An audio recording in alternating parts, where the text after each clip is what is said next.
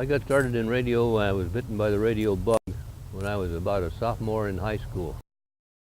And it started with a crystal radio receiver, which I built myself by winding a coil on a Mother's Oats box. I received the first radio that way.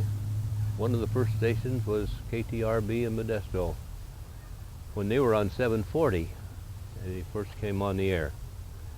A year would have been about 1933. World War II came along. I enlisted in the Signal Corps.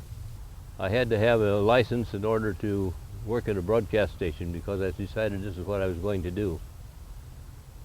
We'd had some instruction in that in the Signal Corps, so my first project when I got home was to break out my old textbook, bone up on it, go to San Francisco and take the test for the radio telephone first class operator license. Lucky enough, I passed. In the meantime, I had been promised a job in San Francisco at one of the big stations there, and imagine my disappointment when I was refused. I was bumped rather by a returned employee. On my way home, I stopped by the studios of KTRB and had an interview with Bill Bates. He hired me on the spot. This was on about a Friday. I went to work the following Monday. And that was how I got into the broadcast station business. Let's see, I built KTUR in Turlock. I was instrumental in design of KROG in Sonora.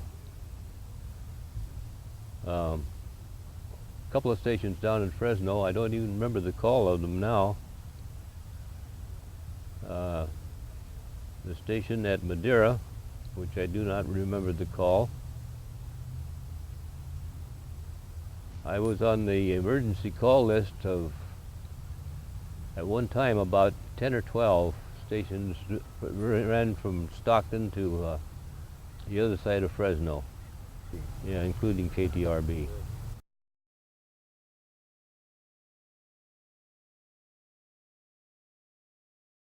While I was still in the service, I had done a lot of preliminary work, and I have to credit my service training with being the equivalent of a college education, because up to then I only had a high school diploma. But after an interview with Les Knowles here, I was given the equivalency of a master's degree in radio engineering. And that's how I got started here. 15 years. I saw kids go through here, come in with barely being able to read and going out as pretty well polished radio announcers. I retired in, 1983. After 15 years. Well, you know, it's very interesting listening to Max here, the closeness of what he has said of what I'm going to say. I got my first interest in radio also in high school.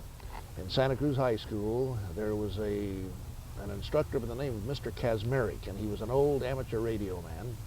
And he taught a radio class, and I took that radio class my junior year in high school and continued through the senior year, where I got my first ham license in Santa Cruz High School in 1937. And after graduating from Santa Cruz High School, I went to in the Navy for 6 years. I joined the Navy at a very opportune time, December the 5th, 1941.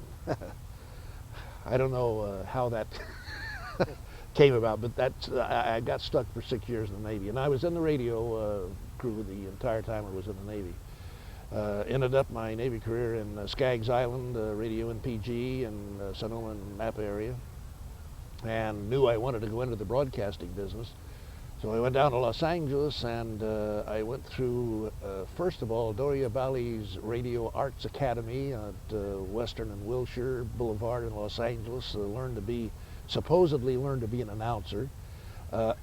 Tried to find a job, couldn't find a job, mainly because I didn't have what they called an FCC radio telephony license, first class. So then I ended up for 2 years at Don Martin's Radio and Television Arts Academy in Hollywood. Graduated from there in 1951, and I came to Modesto and started to work for KTRB in June of 1951. And I was with KTRB until 1982, when I retired. I have done some field work for Cecil Lynch, a consulting engineer here in the Modesto area, along with Max, out in the field, radio signal work and that type of thing, but not in the past 3 or 4 years. I'm completely retired now.